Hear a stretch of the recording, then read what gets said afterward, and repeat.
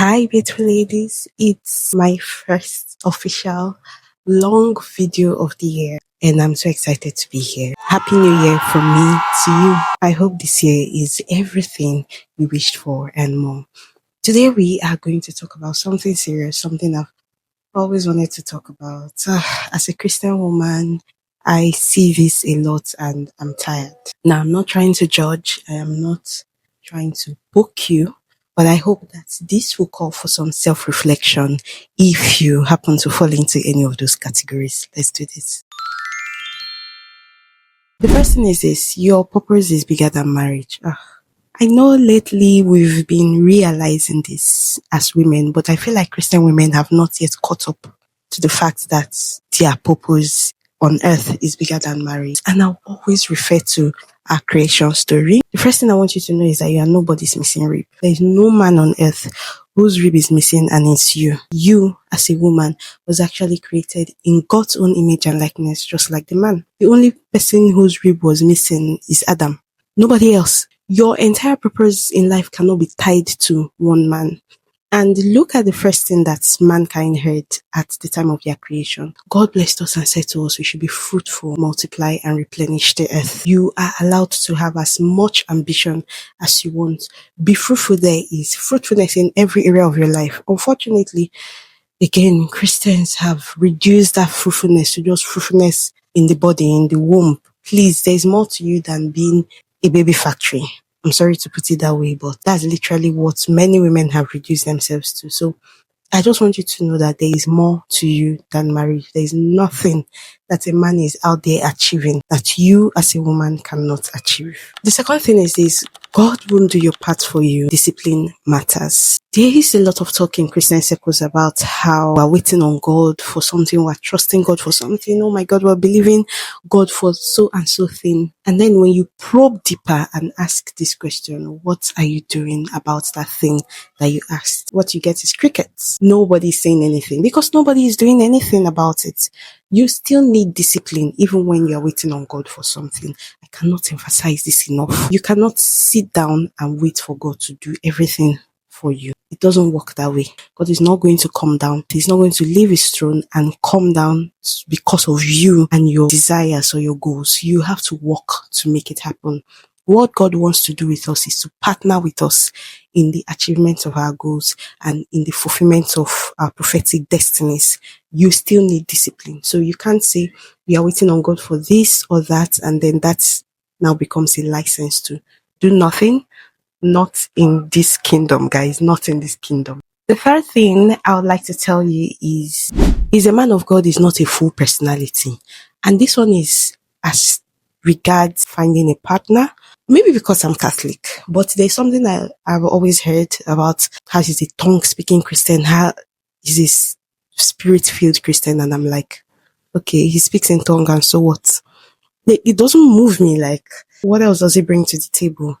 You have to be practical. In marriage or in your relationship, you're not going to spend all day speaking in tongues. You're not going to spend all day praying. So let's not lie to ourselves. You need more than being full of the spirit, whatever that means. Are you attracted to the person? Do you love talking to the person? Can you spend a silent moment with the person? Do you feel like you would enjoy this person's company? There's a whole package to look out for there, and they are just using is a man of God. Are you expected to marry a man of the devil as a Christian? I don't know, but I want you girls to be looking out for more things than, oh, but I thought he prayed a lot, so he was like a good Christian. He came off as a good Christian. He came off as a good Christian. It's not a personality. Like, it should be companionship first. So if you know that you will not enjoy this person's company, please, their being Christian is just a constant K. It is the constant in the equation at all points in time. It is a non-negotiable, but it's not the entire package. So there are other things. There should be expressions of that Christianity. You know, as a Christian, you're allowed to have a good sense of humor, a good fashion sense. There are many things that are allowed.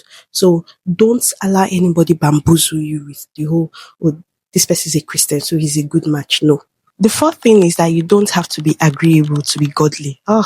This is very important, especially for us Christian ladies. I see a lot of Christians especially the ladies, avoiding confrontation. They love wearing that badge of, oh, you are so easygoing, you're so unproblematic. To them is a proof of their Christianity. And I just want to be the one to tell you that's not true. You can be firm, stand your ground, you should have boundaries, be able to express yourself. You don't have to be a doormat to be a godly woman. Then the fifth thing is modesty is not about hiding, it's about intention. I will take this into ways. Number one is modesty is not equal to frumpiness. You can wear something that looks good on your body and it will not be immodest. Free yourself from the shackles of, trying to prove your modesty to anybody. You can look good and still be covered up. You don't have to wear dull colors. You don't have to wear things that are oversized. You can shape them well to look good on you and you will still be a good woman. You will still be a godly woman.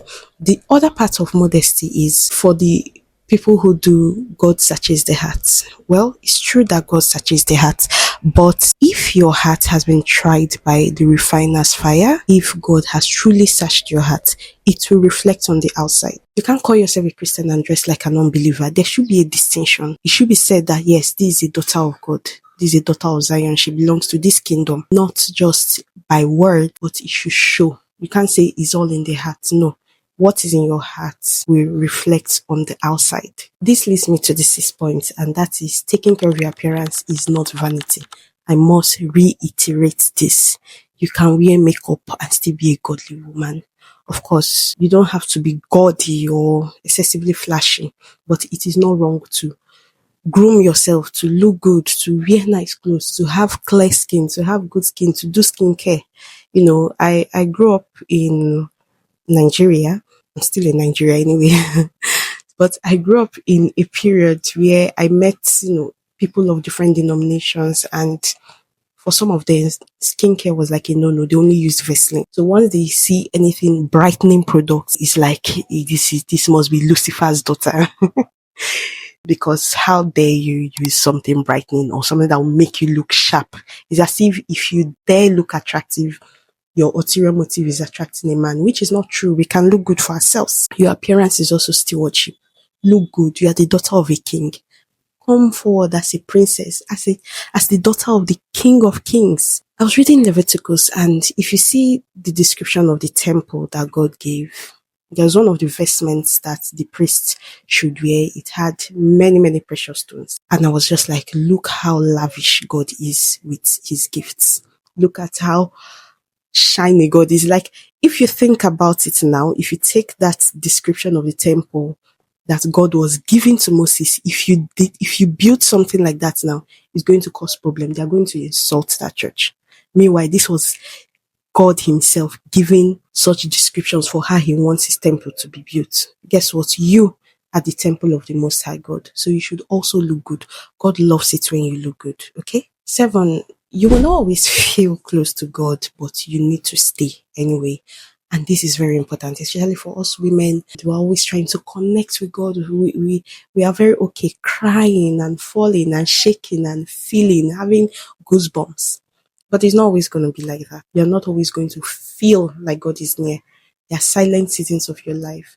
It does not mean that God does not love you. And I'm saying this because I'm seeing this trend on social media about how God is such a girl dad. And it's cute and all, but I truly hope that we are not going to allow it affect the way we see God. Because when we begin to have this idea of God as a girl that is like that's always, pampering and taking care of his baby girl, but that's infancy. At some point you have to grow up. At some point you have to start chewing the meat of the word. There are seasons of your life that when God is trying to build your faith, it will look like he's silent. That silence is to teach you to trust him.